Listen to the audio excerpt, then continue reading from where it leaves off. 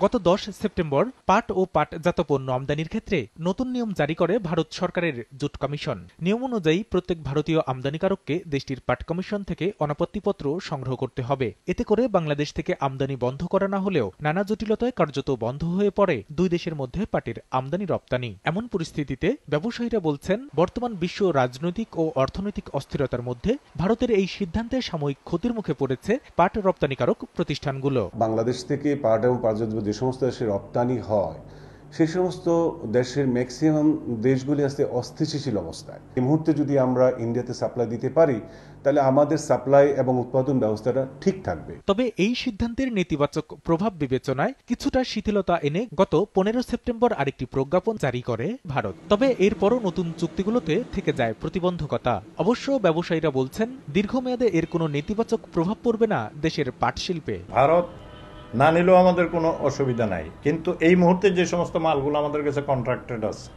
বা ভবিষ্যতে যাবে 2-3 মাসে, এটা তো একটা প্ল্যান প্রোগ্রাম করে একটা ব্যবসায়িক ধারা করতে হবে। তাদের প্রয়োজন হলে নাইলে নেবে না। We are not dependent on India only. আমরা তো তখন বুঝতে পারলাম যে আমার বায়ার এটা নাই। এদিকে পাট প্রতিমন্ত্রী জানালেন, দুই দেশের ব্যবসায়িক সম্পর্ক জোরদার করার পাশাপাশি এই শিল্প রক্ষায় নেওয়া হচ্ছে কার্যকর সব পদক্ষেপ। এটা আমরা আতঙ্কিত না, কারণ ভারত সরকার যে সিদ্ধান্ত নিয়েছে সেই সিদ্ধান্ত যদি বাস্তবায়ন তারা রাখে, তারা আমাদের চেয়ে আরো বেশি ক্ষতিগ্রস্ত হবে। ম্যান্ডেটরি প্যাকেজিং অ্যাক্ট, সেই আইনটি বাস্তবায়ন করলে পাটের জন্য কারো মুখের দিকে তাকিয়ে থাকতে হবে না। বাংলাদেশের রপ্তানির চিত্রে দেখা যায়, 2013-14 অর্থ বছরে মোট কাঁচা পাট রপ্তানির 22% আমদানি করা ভারত গত অর্থ বছর আমদানি করেছে মাত্র 13%।